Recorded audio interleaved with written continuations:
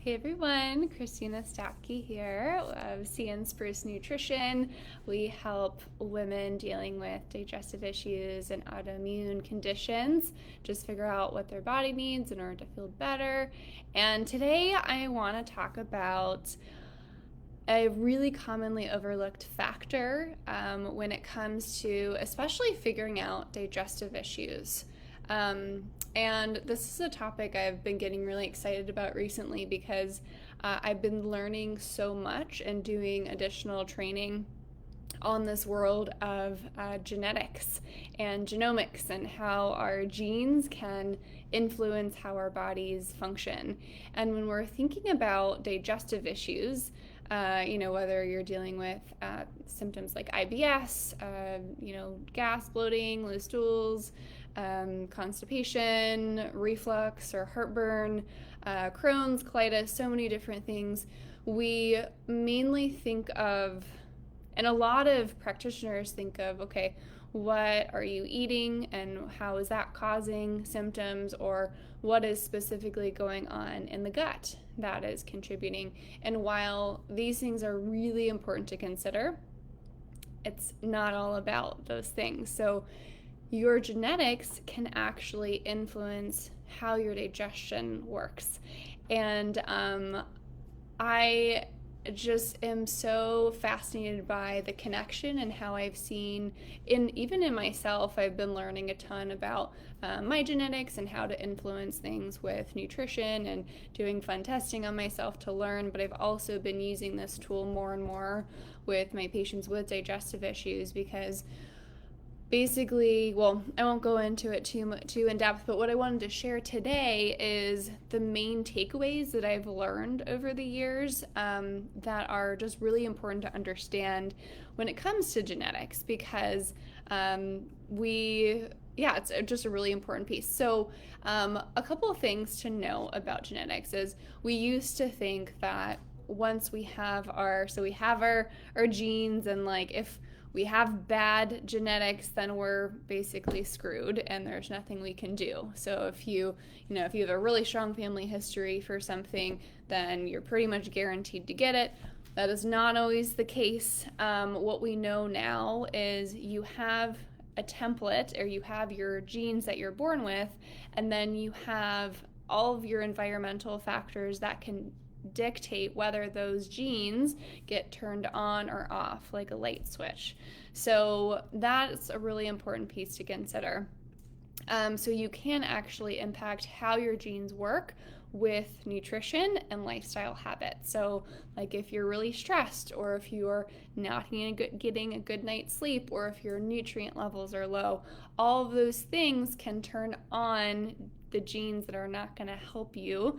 If you do have a form of a gene that doesn't work very well, those stressors on the body, also things like toxins, can turn those genes on or have them express themselves. So that's a really important piece to consider.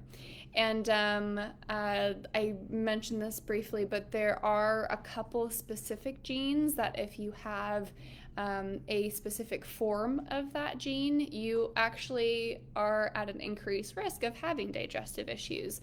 A couple common ones that I won't go into too much detail on are FUT2. That just one example is that can increase your risk for something called H. pylori. There's also been some interesting research with an increased risk of Crohn's and I believe ulcerative colitis. So don't call me on that, but definitely IBD. I have seen that connection. There's also another one called CBS that can actually increase your risk of not tolerating certain types of foods that are high in sulfur, which is really good for us, by the way. Also, it can increase your risk of being sensitive to things like dairy and gluten. So those are just a couple brief examples. There's so many other connections to genetics and digestive issues, but it's really helpful to know if you have these specific variants or forms of these genes, because then we know some potential underlying causes, and then we can look into how to support you specifically.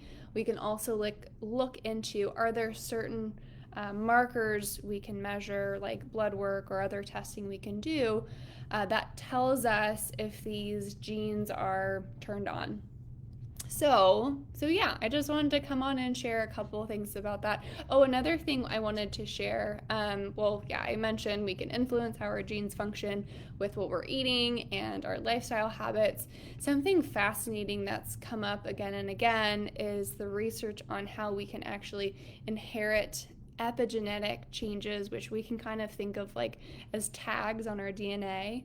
But if our mother experienced some kind of trauma, we can actually inherit that, any like negative consequences of what happened to our mothers and the impact on their genetics. We can actually inherit those epigenetic changes, which can be discouraging for some people to hear, but it's helpful to know about that. And I always have found that really fascinating. And we can change again how our bodies are able to basically take on those genetics, again with a lot of lifestyle habits and nutrition.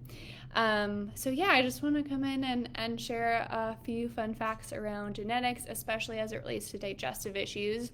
And because I've kind of just been nerding out on this topic a lot recently, I've decided I wanted to start offering a genomic nutritional blueprint consult where we go into what kind of genetic information you have. For example, if you've ever done a 23andMe and like an ancestry test before, which by the way, I don't really recommend doing that right now necessarily.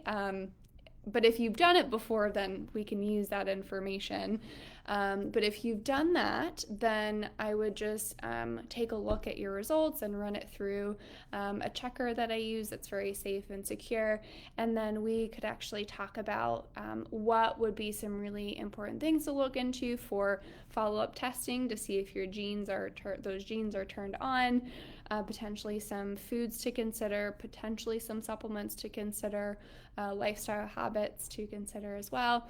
And if you haven't done those genetic tests before, we can talk about, do you want to get that done? I have some really awesome tests that I can recommend where I can just, again, take a look, give you my thoughts based on all the training that I've been doing over the years, and then start to come up with a personalized plan in a different way.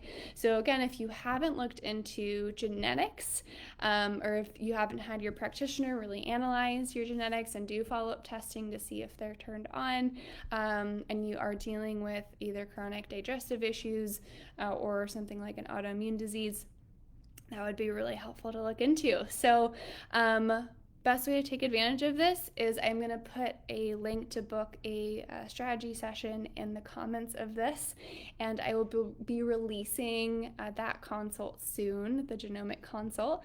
But definitely you can book a strategy session, and just in the notes you can just make a note that you're interested in the genetic consult. And yeah, I'm happy to help you. So thanks for watching, and hope you all have a great weekend. All right, take care.